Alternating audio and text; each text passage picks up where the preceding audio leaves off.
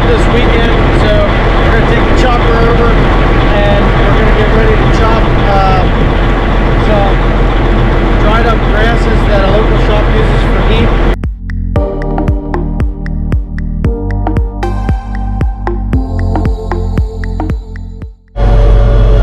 There goes Dad with a load of tobacco. He was supposed to pick me up, but I'm guessing Tyler's going to pick me up because Tyler has his truck, so that's probably what's going to happen. I don't know. Well, I had to stop at the red light and I couldn't start in 4th gear, so these people are going to be really annoyed with me, but I can't shift while moving, so I'm going to have to get to the top of the hill, stop on the road, put it in high gear. I hate red lights, but what am I going to do? If you look up here, you'll see this dried up tall grass. Let's see if we can make this. Alright, chopper, you can go now. Slow down, easy. Is how they heat their shop. So, let's see. I gotta find myself a parking space. First with downshift. Since there's no clutch, I have to like get moving a little bit and jiggle it. Gotta turn off the switch. This is what they use too. That stuff burns.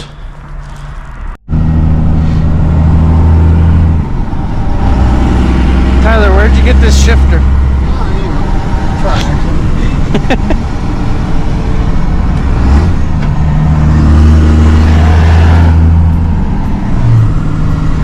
Welcome back to the channel. As you've already seen, we already staged some of the equipment over at that local manufacturing place to chop this dead dried up grass that we're using for heat, or that they're using for heat. But we're gonna do a little test. It's the afternoon, so the ground's thawed out. So we're gonna put the loader on the Puma. That's what we're in right now. We'll put the loader on this, and then we're going to go over there and just do a little test plot, make sure things are gonna work, and hopefully start first thing in the morning while the ground's good and frozen. Hooking up the loader. We already unhooked the snow plow. I'm going to show you how this loader hookup goes. The snow plow mount hydraulics are supplied by the loader controls, which is this. So you push this, this releases. You just stick that behind. And then we got to take the loader hydraulics, stick him on there, which we're not close enough. The way these pins work, this hits this and it latches the pin. You'll see. We'll tilt the bucket to set this into this cradle, and then we lift it, which pushes back on this, which sends that into that. Boom. We'll hook the hydraulics.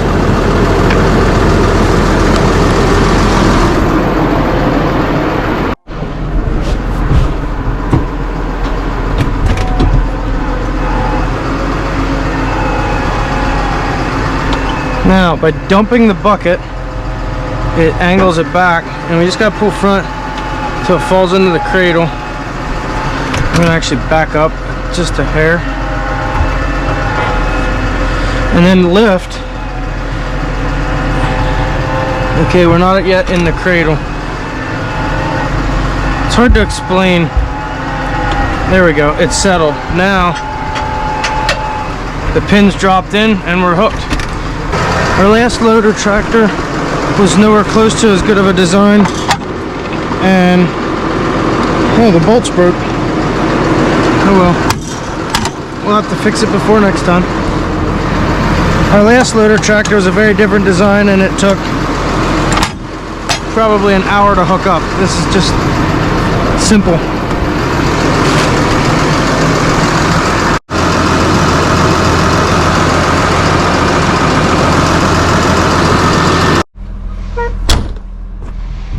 Alright, while that's ready to go, Tyler's getting fuel. Township has been bringing chunks of blacktop.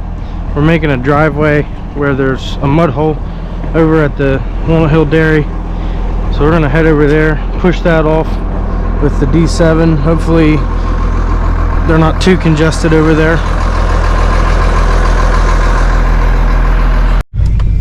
Looks like we got 2 loads this time.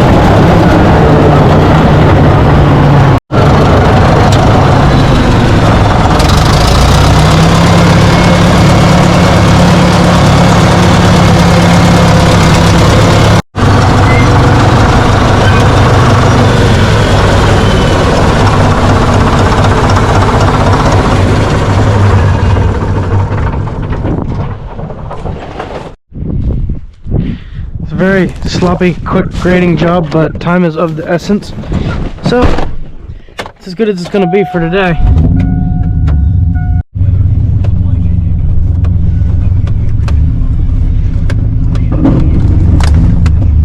Well, it wasn't good. I think I just hit my snowplow mount. Definitely not a very good grading job for the 5 minutes I spent on it, but the rest of it's pretty nice.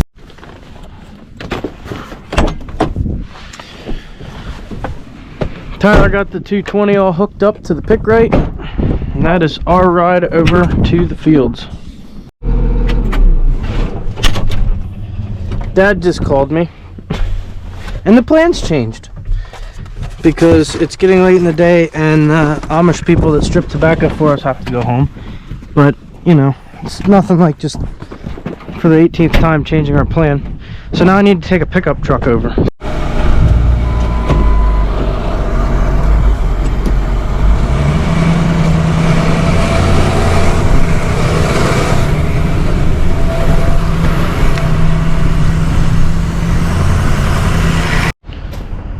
Tyler's outside. We're gonna hook him up to the silage cart.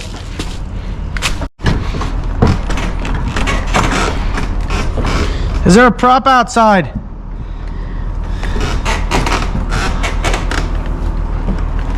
Oh, there we go.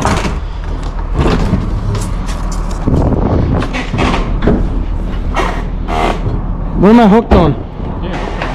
Oh. Hang on to it, it's plenty windy, I think.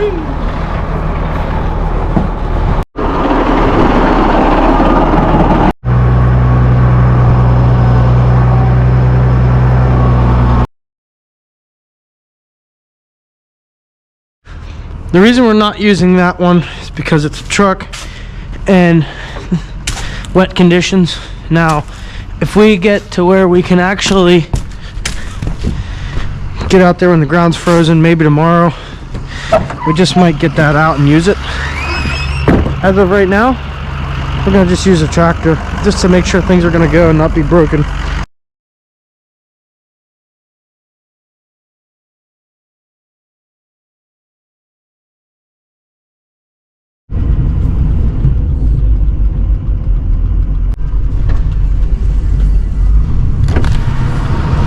So that's where it all goes, and they dump it into that thing there, and it feeds it into their furnace.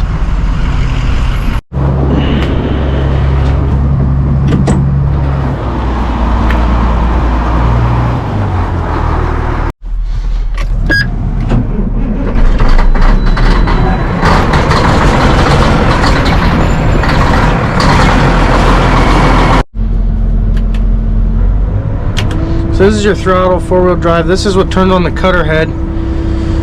This lifts the head, controls the spout, and the head forward reverse. That's what picks the spout up off the hanger. So let's just get this thing out of here and give this a shot. So we have to set harvest mode, which allows us to actually do harvest functions, which will allow us to unfold the head. I don't know how I'm going to unfold that because it uses gravity. I guess I got to back out onto the road. And I have to squeeze this button because this is the hydraulics for the spout, but if I hit the button, it allows it to divert elsewhere. There it goes. I'll put it in the second gear, maybe.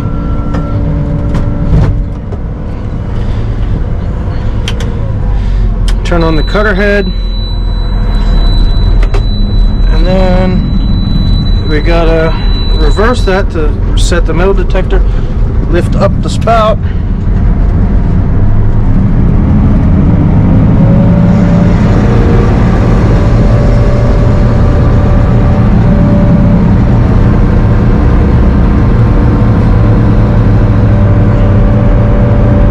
double tap to go forward, and obviously we're clear of wires. And then the next job is to not blow it all over this truck that drives past. It's probably gonna miss just because I'm not used to it. It's been several months.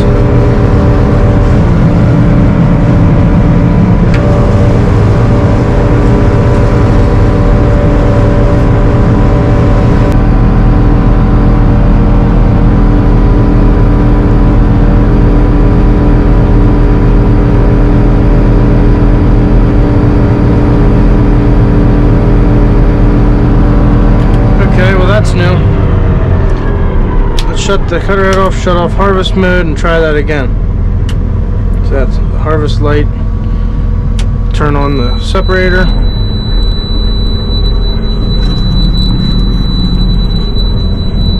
Reset the cutter head.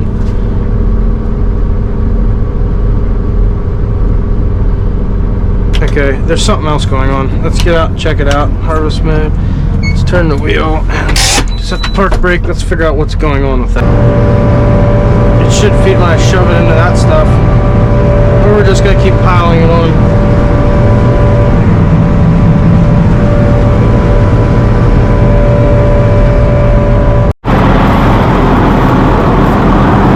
Well, we went a couple more feet and it won't feed through. Apparently, we broke a shear pin.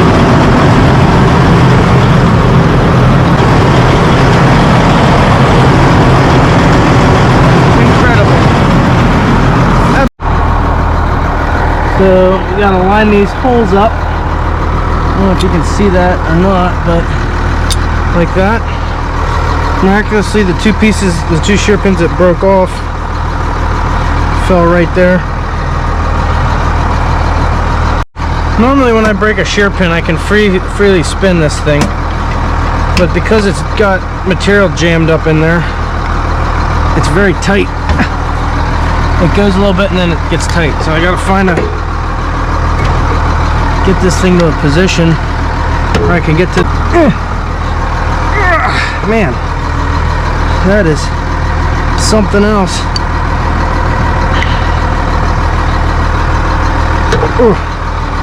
Okay, now I can get to this paddle. Flip the wrench. There's the other guy. Rule number one when doing a shear pin when one breaks, this is our new one, always replace all of them at the same time, because if you break one on one shaft, the other one will break it soon. Doesn't matter how recently you've done it, it's just the way it works. I don't know why. Now that we got all the shear pins in, we'll close up.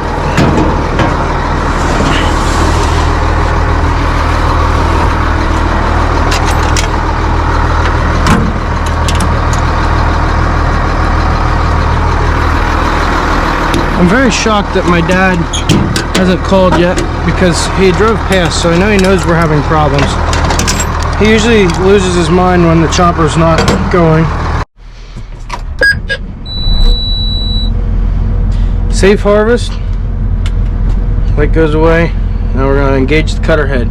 Hopefully this doesn't read 0 this time. This is... No. Hey! It's reading. It's 500. There we go. Blowing material out. And now we're going to reverse that. That reset the metal detector, which would be that light. Look at that. I don't like that bang sound that I heard, but we're gonna try this again.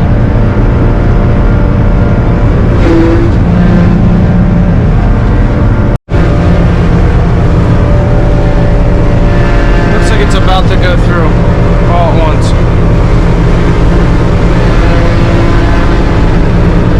And the head's jammed.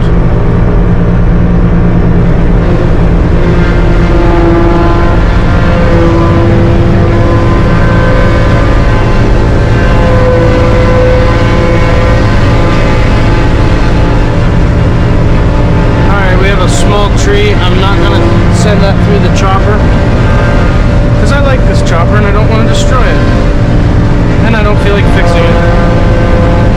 So let's try and navigate around the tree. Tyler, file in behind then.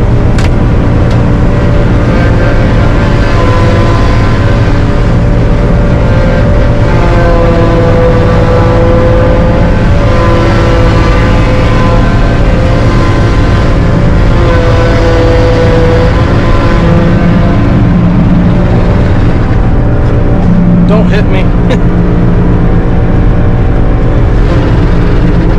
So this happens a lot. This is the weakest point on this chopper now, is the ratchet clutch to the auger on the head. It always likes to do this. Oh, it's feeding it through. Let's help it out a little bit.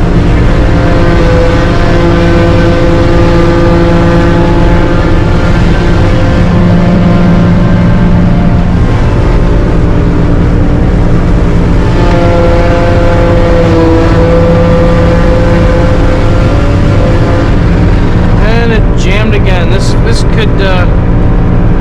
could be troubling.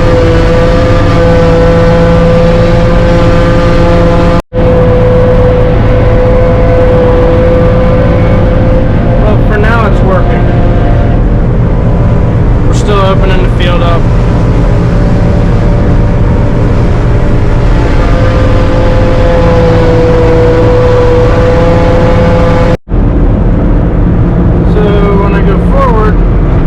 Nothing.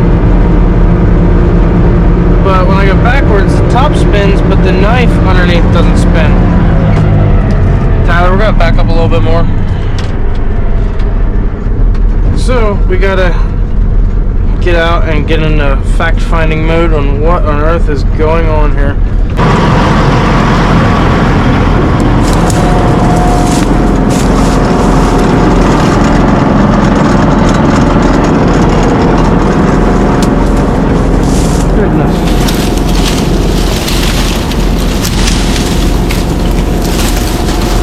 This stuff is very miserable with this machine.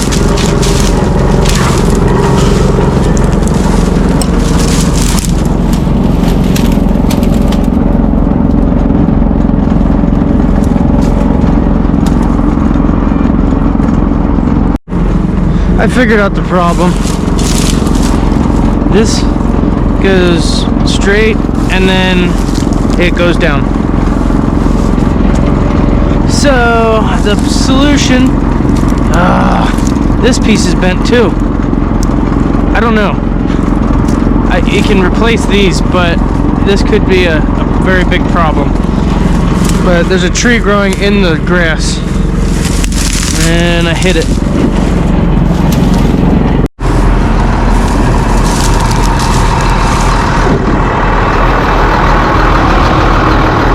Just take this down and bring Dad's truck up, hit a tree that's growing in the field. What's your call? Hey, I got a light out. So, I guess I can shut that off. We will fold the head up to have access. This is what it's supposed to be like. They go opposite directions, these pull it or feed it. This is what it's not supposed to look like. No good. It's very jammed. Yeah. There's a piece of the tree. So we got to get a pry bar and get it back out of there. Maybe we can straighten it, and maybe we can't. I also saw this is boogered up, but I think that'll work. So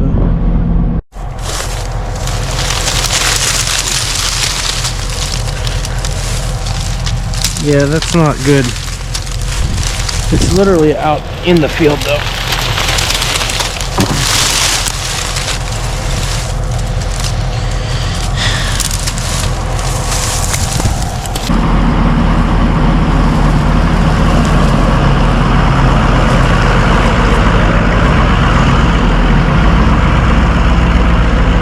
Yeah, that's good.